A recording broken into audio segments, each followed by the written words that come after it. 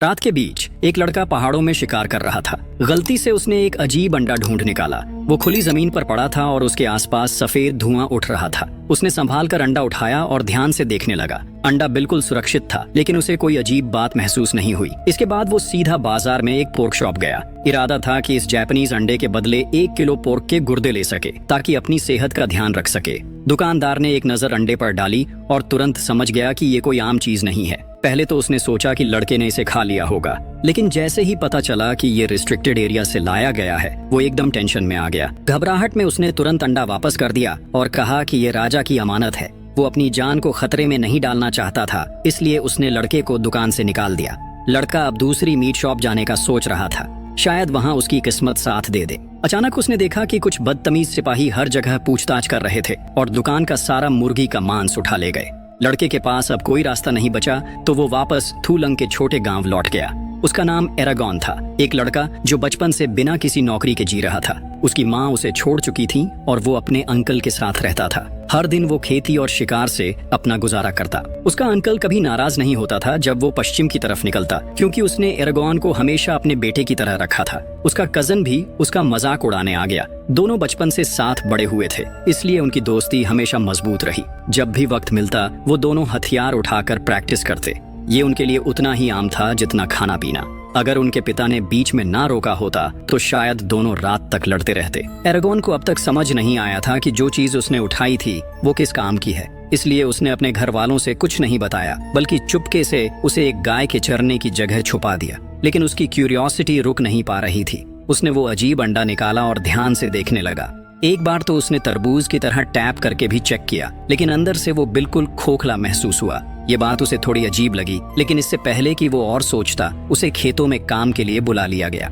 उस दिन उसका कजन रोरन उससे कहने लगा कि वो अपने सपने पूरे करने के लिए यहाँ से जाना चाहता है। वो हमेशा के लिए इस घाटी में नहीं अटका रहना चाहता था। एरागॉन को उसकी बात सुनकर बुरा तो लगा, लेकिन इससे बेहतर था कि वो अपनी मंजिल ढूंढने निकले। एरागॉन और उसके अंकल ने उसके फैसले का पूरा समर्थन किया। जाने से पहले उन्होंने रोरन को कुछ चांदी के सिक्के भी दिए, लेकिन उसने समझदारी दिखाते हुए मना कर दिया। उसका कहना था कि वो खुद पैसा कमाएगा ताकि अपने परिवार की देखभाल कर सके। जब से उसका कजन घर छोड़कर गया था, एरागॉन की जिंदगी पहले जैसी खुशहाल नहीं रही। फिर एक दिन जब वो उदास होकर बैठा था, एक अजीब चीज हुई। वो नीला अंडा जो अब तक बिल्कुल शांत पड़ा था, अचानक हिलने लगा, जैसे अंदर कोई बाहर निकलने की कोशिश कर रहा हो। एरागॉन ने अजीब सी आवाज सुनी और हैरानी से उठ गया। उसकी आंखों के सामने अंडे का छिलका धीरे धीरे टूटने लगा और फिर एक छोटा पंखों वाला डायनो जैसे प्राणी उस छिलके से बाहर आया। ये देखकर एरागॉन एकदम चौंक गया। ये तो एक ड्रैगन का अंडा था। कहा जाता है एक ड्रैगन का अंडा तब तक नहीं फूटता जब तक उसे कोई ऐसा इंसान न मिले जिससे उसका गहरा रिश्ता जुड़ सके, वरना वो अंडा हमेशा के लिए बंद ही रह जाता है। और जिसे ड्रैगन चुनता है वो बनता है एक ड्रैगन राइडर, किस्मत वाला। अभी अभी जो बेबी ड्रैगन बाहर निकला था वो बेहद कमजोर था। लड़खड़ाता हुआ धीरे धीरे एरागॉन की तरफ बढ़ा और अपनी बड़ी मासूम आंखों से उसे देखने लगा। अचानक उसने अपने छोटे पंख फैला दिए, जिससे एरागॉन एक पल के लिए चौंक गया। उसका मासूम और अजीब अंदाज देखकर वो हैरान रह गया। बिना सोचे समझे एरागॉन ने हाथ बढ़ाया उस छोटी सी अजीब प्राणी को छूने के लिए, लेकिन जैसे ही उसने बेबी ड्रैगन को छुआ, एकदम तेज रोशनी चमक उठी। एरागॉन तुरंत रुक गया और इस अचानक घटना से एक जोर का शोर भी मचा। ये आवाज इतनी तेज थी कि सिर्फ 2 आदमी ही नहीं, बल्कि एक खूबसूरत औरत भी जाग गई। लेकिन उस औरत के चेहरे पर एक अजीब सी मुस्कुराहट थी। आखिर ये सब हो क्या रहा था? पता चला कि बहुत पहले इस महाद्वीप पर कई ड्रैगन्स और ड्रैगन नाइट्स हुआ करते थे। क्योंकि उनके पास एक बहुत ही ताकतवर शक्ति थी, इसलिए ये ड्रैगन नाइट्स इस पूरी दुनिया की हिफाजत करते थे। इन्हीं के होने से सब कुछ हजारों साल तक शांति से चलता रहा और ये देश तरक्की करता रहा। लेकिन जब हजारों साल तक ये शांति बनी रही, तो धीरे धीरे ड्रैगन नाइट्स अपने आप को सबसे ऊपर समझने लगे। आखिरकार उन्होंने एक भयानक जंग छेड़ दी। ताकत और राज करने की भूख में उन्होंने एक दूसरे का खून बहा दिया। लेकिन इस जंग का अंजाम ये हुआ कि ड्रैगन नाइट्स सच में बहादुर थे। मगर जब बीटोरिस ने अपनी ही टीम से दगाबाजी की, तो उसने अपनी शक्तियों का इस्तेमाल करके सभी ड्रैगन्स और बाकी ड्रैगन राइडर्स को खत्म कर दिया। उसने अकेला पूरी ताकत को अपने हाथ में ले लिया और अंत में वही जीत गया। वही इस जमीन का राजा भी बन गया। लेकिन उसका शासन बहुत ही सख्त और जालिम था। जो भी उसकी बात नहीं मानता उसका वो नामो निशान मिटा देता। जो लोग उसके खिलाफ खड़े हुए उन्हें सिर्फ एक ही जगह मिल सकती थी, गहरे जंगल की छुपने की जगह। वहीं पर छुपकर वो अपनी ताकत जमा कर रहे थे, किसी चमत्कार की उम्मीद में। फिर एक दिन एल्फ जाति की राजकुमारी आर्या को एक बड़ा राज पता चला। गलबटोरिक्स के ड्रैगन ने एक अंडा दिया था। ये जानते हुए भी कि ये कितना खतरनाक हो सकता है, उसने जान की परवाह किए बिना चुपके से वो अंडा चुरा लिया। जब गलबटोरिक्स को ये बात पता चली तो उसने तुरंत दुर्जा को भेज दिया। किसी भी कीमत पर उसे अंडा वापस चाहिए था, क्योंकि वो किसी भी तरह अपनी तख्त को खतरे में नहीं डाल सकता था। जल्द ही उसने अपनी सेना के साथ पीछा शुरू किया। रास्ते में आर्या के साथियों ने उसे रोकने की कोशिश की, लेकिन वो हार गए। राजकुमारी आर्या भाग नहीं सकी, दुर्जा के जादू का शिकार हो गई। एक तेज आग के बीच वो फंस चुकी थी और बचने का कोई रास्ता नहीं था। दुर्जा ने राजकुमारी आर्या को मजबूर किया कि वो ड्रैगन का अंडा उसके हवाले कर दे, लेकिन एक अहम पल पर आर्या ने हाथ उठाए और एक प्राचीन भाषा में शब्द बोले। उसके शब्दों से चमक उठी और ड्रैगन का अंडा एक अनजानी जगह भेज दिया गया। मगर इसके बदले आर्या खुद दुर्जा के कब्जे में आ गई। उसे गिरफ्तार किया गया और कैद कर दिया गया। दूसरी तरफ एरेगन जंगल में शिकार कर रहा था। तभी उसे अचानक वो ड्रैगन का अंडा मिल गया। बस उसी पल से उसकी किस्मत बदल गई। अगली सुबह एरेगन की आंख खुली। उसने देखा सफीरा उसकी बाहों में शांत लेटी थी। वो अपनी बड़ी मासूम आंखों से एरेगन को देख रही थी। अचानक एरेगॉन ने अपने हाथ में तेज जलन महसूस की। जैसे ही उसने हाथ उठाया, उसने देखा उसकी हथेली पर एक अजीब निशान था। एरेगॉन समझ नहीं पाया कि इसका क्या मतलब है, इसलिए उसने इस बात पर ज्यादा ध्यान नहीं दिया। जब एरेगॉन ने देखा कि सफीरा अचानक से अजीब आवाज निकाल रही है, तो उसे लगा कि शायद वो भूखी है। इसलिए वो तुरंत उठा और एक बाल्टी भरकर ताजा दूध ले आया। लेकिन उसे समझ नहीं आ रहा था कि इसे कैसे खिलाए। पहले उसने सिर्फ दूध पिलाने की कोशिश की, पर जो उसने सोचा था बिल्कुल उल्टा हुआ। सफीरा ने इसमें जरा भी रुचि नहीं दिखाई, क्योंकि उसे दूध बिल्कुल पसंद नहीं था। तभी उसके पीछे एक हल्की सी आवाज सुनाई दी। जैसे ही उसने मुड़कर देखा, सफीरा लकड़ी के ढेर की तरफ रेंगी और उसमें छुप गई। एरेगॉन उत्सुकता से आगे बढ़ा और धीरे से झांक कर देखा। तभी उसे समझ आया कि सफीरा एक मांसाहारी प्राणी है। छोटी जरूर थी, पर भूख उसकी काफी बड़ी थी। उसने सिर्फ एक झटके में एक बड़े से चूहे को निगल लिया। एरेगन को सफीरा बहुत अजीब लेकिन पसंद आई, इसलिए उसने उसे चुपके से पालने का फैसला किया। सफीरा भी अब अपने मालिक को पहचान चुकी थी। वो हमेशा एरेगन के साथ रहती, उसके आसपास घूमती, जैसे उसके अलावा दुनिया में उसका और कोई नहीं। इसी बीच दुर्जा ने राजकुमारी आर्या पर जादू करके सच उगलवा लिया। उसे पता चल गया कि ड्रैगन का अंडा कहाँ गया था। जब गलबटोरिक्स को ये खबर मिली तो उसके पैरों तले जमीन खिसक गई। नए ड्रैगन नाइट का जन्म होना उसके तख्त के लिए बड़ा खतरा था। उसने तुरंत अपने सबसे ताकतवर योद्धा दुर्जा को भेज दिया। दुर्जा को आदेश मिला, नए ड्रैगन नाइट को खत्म कर दो, उससे पहले कि वो ताकतवर बन जाए, वरना वो भी गलबटोरिक्स के विरोध में खड़ा हो सकता था। और अगर ऐसा हुआ तो गलबटोरिक्स का तानाशाही राज खत्म हो जाता। दुर्जा एक ऊंचे मंच पर खड़ा हो गया और लगातार तेज आवाज में मंत्र पढ़ने लगा। उसके शब्दों के तुरंत बाद एक भयानक चीज सामने आई। एक पूरी राक्षसों की फौज जो ड्रैगन राइडर्स को तबाह करने के लिए बुलाई गई थी। उसी रात एरेगॉन अपने गांव के टैवर्न में गया। अभी वो बैठा ही था कि उसने कुछ लोगों की बातें सुनी। वो दुखी होकर कह रहे थे कि उनके जो बच्चे 16 साल के हुए, उन्हें गलबटोरिक्स की सेना में भेज दिया गया है। कोई नहीं जानता था कि वो लौटेंगे भी या नहीं। एक अकेला आदमी था, नाम था ब्रॉम। उसने बिना किसी डर के कहा, जिंदगी पहले ऐसी नहीं थी। पहले का राज्य सुख और शांति से भरा था। ना यहाँ इतना खून बहता था, ना ही लोगों के चेहरे डरे होते थे। वो जमाना था ड्रैगन्स और ड्रैगन राइडर्स का, जो अपने बड़े बड़े ड्रैगन्स के साथ लड़ते थे। वो वीर योद्धा थे जो कभी किसी जंग में नहीं हारे। वो हमेशा अपने राज्य की हिफाजत और सम्मान के लिए लड़ते थे। उस वक्त लोग सुकून की जिंदगी जीते थे, जब तक एक ड्रैगन राइडर गलबाटोरिक्स ने बगावत नहीं की। उसने अपनी ही जाति के खिलाफ जंग छेड़ दी। ब्रॉम ये सब कह ही रहा था कि वहाँ के सैनिकों ने उसे जबरदस्ती चुप करा दिया, लेकिन उसकी आंखों में एक अलग ही जज्बा था। वो अब भी मानता था कि एक दिन ड्रैगन राइडर्स का युग फिर से लौटेगा। ब्रॉम की बातें सुनकर एरेगॉन को महसूस हुआ कि शायद जो कहानियों का ड्रैगन राइडर है वो खुद हो सकता है। उसके अंदर एक अजीब सी हलचल होने लगी, जैसे कोई नई चीज जाग गई हो। उसने तुरंत सफीरा को लिया और उड़ने की ट्रेनिंग शुरू कर दी। वो चाहता था कि सफीरा जल्दी से और मजबूत हो जाए। कई बार कोशिश करने के बाद आखिर सफीरा ने अपने बड़े पंख फैलाए और हवा में उड़ गई।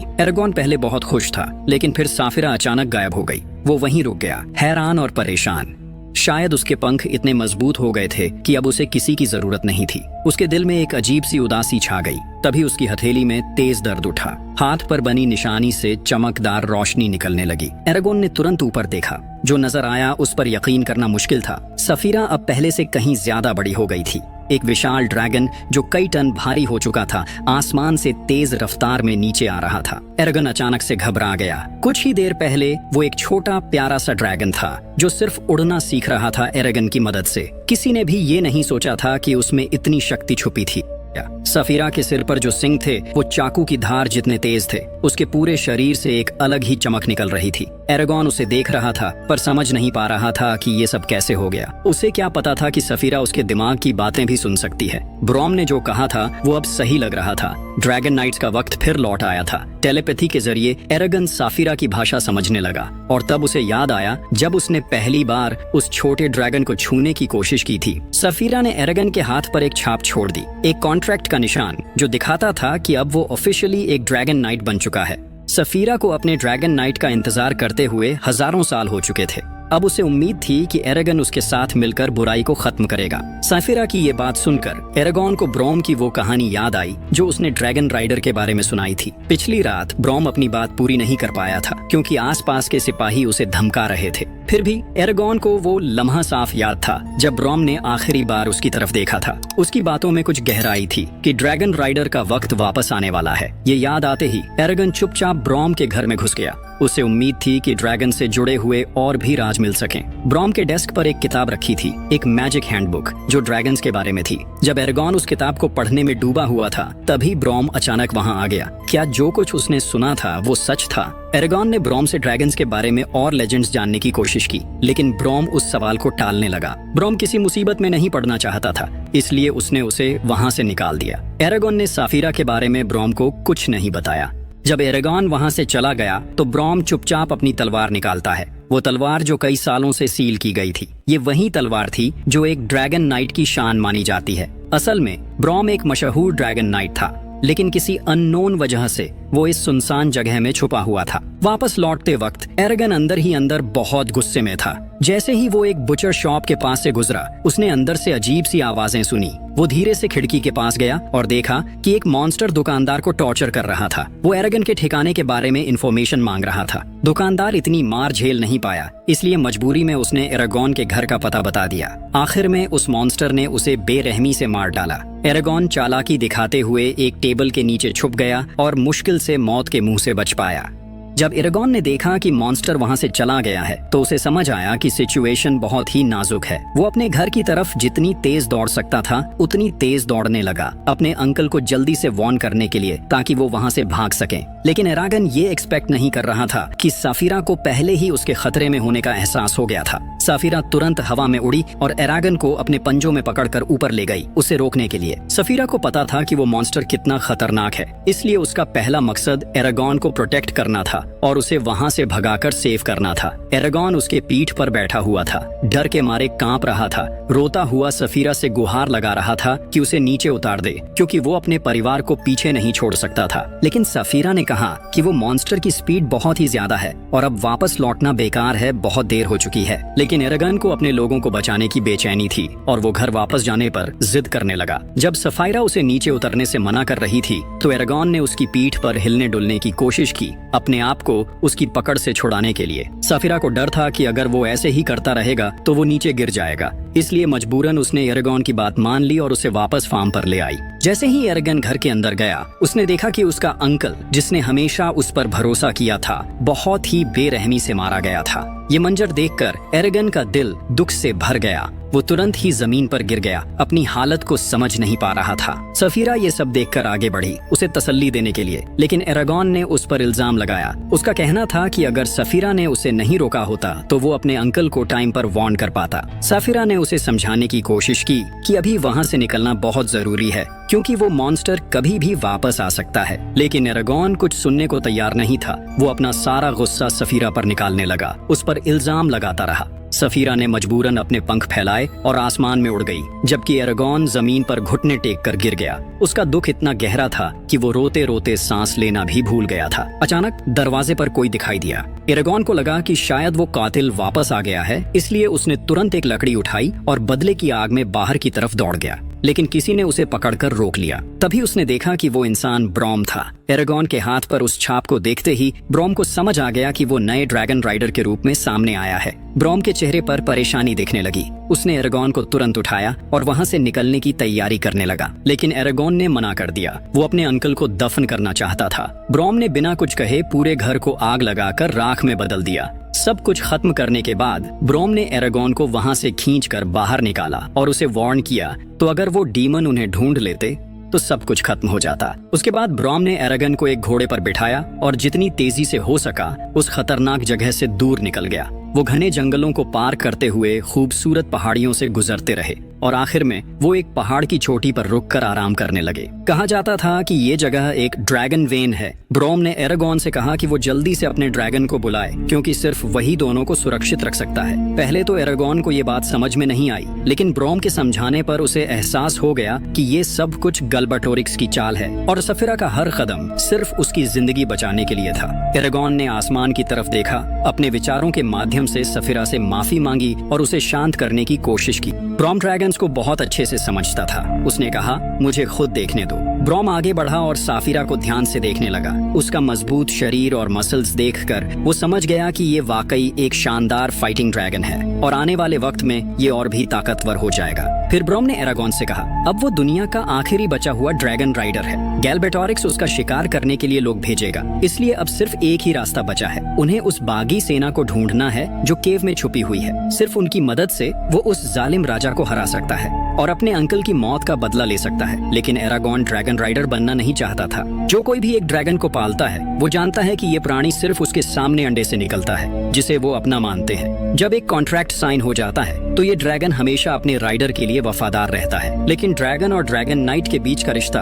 अब भी मालिक और नौकर जैसा ही होता है, जैसे पुराने समय में गुलामी प्रथा हुआ करती थी। ड्रैगन का फर्ज होता है अपने नाइट को बचाना। अगर नाइट मर जाए तो ड्रैगन भी मर जाता है, लेकिन अगर ड्रैगन मर जाए तो नाइट को कुछ नहीं होता। गैलबेटोरिक्स कभी नहीं चाहता था कि एक भी ड्रैगन नाइट वापस आए। उसने दुर्जा को एक आखिरी चेतावनी दी थी कि वो ड्रैगन नाइट को उसके बड़े होने से पहले ही खत्म कर दे। दुर्जा रजाक के मुख्य बेस पर आता है। रजाक पहले गैलबेटोरिक्स के सबसे बड़े दुश्मन थे, लेकिन बाद में दुर्जा ने उन्हें अपने कब्जे में ले लिया और अपना रक्षक बना लिया। दुर्जा उन्हें हुक्म देता है कि वो ड्रैगन राइडर का सर काट कर ले आएं, ताकि गैलबेटोरिक्स से पीछा छुड़ा सके। एरागॉन साफिरा से कहता है दिन में वो आसमान में चक्कर लगाती रहे ताकि खतरा होने पर वार्निंग मिल सके, और वो दोनों सिर्फ रात में मिले। दोनों बिना रुके वार्डन के बेस की तरफ भागते हैं, लेकिन दुर्जा के भेजे हुए राजाक रास्ते में उनकी हरकतों का पता लगा लेते हैं। रास्ते में उन्होंने देखा कि कुछ डीमन सड़क पर गाड़ियों को लूट रहे थे।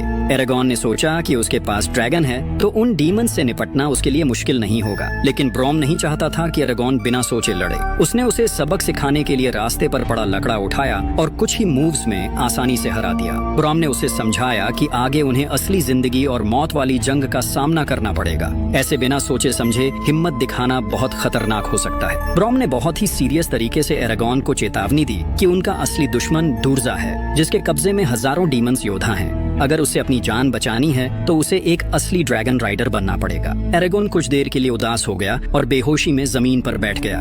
ब्रॉम उसके पास ही था, कुछ मंत्रों को धीरे से बोल रहा था, जिसकी वजह से लकड़ी का ढेर अचानक से आग पकड़ लेता है। जब एरागॉन उससे पूछने के लिए आगे बढ़ा तो ब्रॉम बस इतना ही बोला कि ये सिर्फ एक मैजिक ट्रिक थी। लेकिन एरागॉन को महसूस हो रहा था कि ब्रॉम अपने दिल में अब भी कुछ छुपा रहा है, एक बहुत बड़ा राज। ब्रॉम सिर्फ ड्रैगन राइडर के बारे में ही नहीं जानता था, बल्कि जादू का यूज करने में भी माहिर था। सफर के दौरान जब वो दोनों एक अजीब से गांव से गुजरे तो ब्रॉम अचानक बेचैन हो गया। उसे ऐसा महसूस हुआ जैसे वहां किसी अनदेखी ताकत का साया है। वो रुककर कुछ देर तक उस जगह को देखता रहा, फिर एरागॉन से कहा कि वो सफर के लिए कुछ सूखा खाना खरीद ले, जबकि वो खुद एक तरफ चला गया। किसी तरह एरागॉन एक गांव वाले के घर में घुस गया और उसने देखा कि वहां एक खूबसूरत औरत थी, जिसे देखकर उसकी आंखें खुले की खुले रह गईं। वो औरत अपने आप को एंजेला कहकर इंट्रोड्यूस करती है और बताती है कि वो एक विच है जो एस्ट्रोनॉमी और जियोग्राफी को समझती है। एंजेला ने देखा कि एरागॉन उदास और बोर हो रहा था, तभी उसने कहा कि वो जल्दी ही एक खतरनाक मुसीबत में फंसने वाला है।